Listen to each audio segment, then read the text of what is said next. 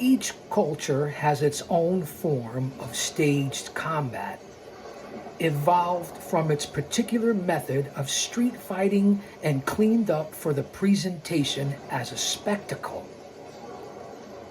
Kayfabe, wrestling's time-honored code of secrecy.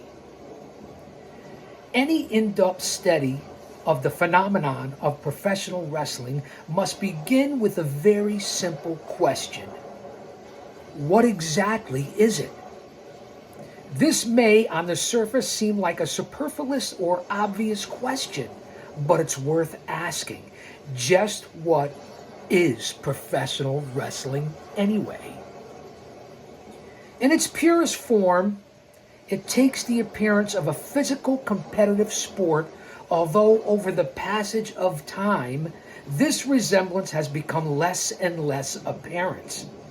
However, it's worth pointing out the single greatest paradox of them all. Professional wrestling is not, in fact, professional wrestling. That is to say, the very name of the endeavor itself is a euphemism designed to support the illusion. It simplifies and implies that professional wrestling is the pro counterpart of amateur wrestling, in the same way as in sports such as basketball, football, or boxing. But nothing could be further from the truth.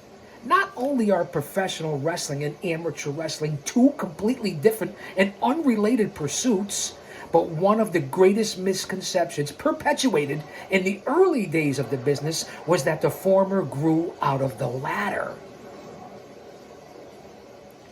The entertainment genre, known as professional wrestling, is in reality not a competitive sport in the mainstream sense at all, but a rehearsal and a choreographed, rehearsed performance presented for the diversion of its fans.